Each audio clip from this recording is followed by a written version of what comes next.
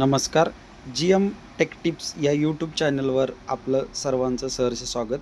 आज आपण पाहणार आहोत एप्सन AL3210 या प्रिंटरचं अनबॉक्सिंग आणि इन्स्टॉलेशन. प्रथमतः आपण बॉक्स ओपन करूया. ओपन केल्यानंतर बॉक्स आपल्याला त्याच्यातलं मॅन्युअल, CD आणि इंक बॉटल असे accessories, power cable, data cable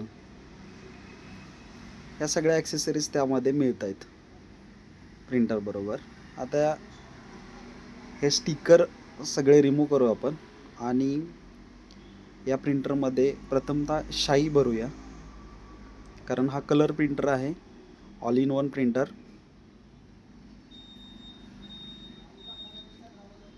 प्रत्येक कलर त्या टँकमध्येच जायला हवा आहे.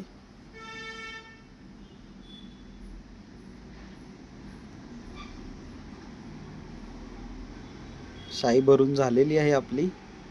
एक शेवटची बॉटल राहिलेली आहे. Epson AL3210 all in one printer आहे. झेरॉक्स, स्कॅन, प्रिंटिंग असे ऑप्शन याला आहेत. आणि याच्याच पुढचं मॉडेल येतं वायफायमध्ये. फक्त मोबाईलवरून प्रिंट एक्स्ट्रा आपण सोडू शकतो किंवा त्याला वायफाय कनेक्ट करू शकतो. एवढं फीचर फक्त त्याच्यामध्ये पुढच्या मॉडेलमध्ये ॲड आहे. पण आपण ह्या 3210 विषयीची माहिती. इंक भरून झाल्यानंतर आपल्याला त्याला चार्जिंग करावं लागतं. इंक प्रॉपर प्रिंटरच्या हेडपर्यंत पोचण्यासाठी चार्जिंग करावं लागतं. ते काय 5 मिनटात होऊन जातं ते सुद्धा चार्जिंग. आणि त्याच्यानंतर आपण टेस्ट प्रिंट काढतो. आता आपण इंक चार्जिंगला लावलेलं आहे. 5 मिनटानंतर आपण डायरेक्टच एक प्रिंट काढून बघूया. आता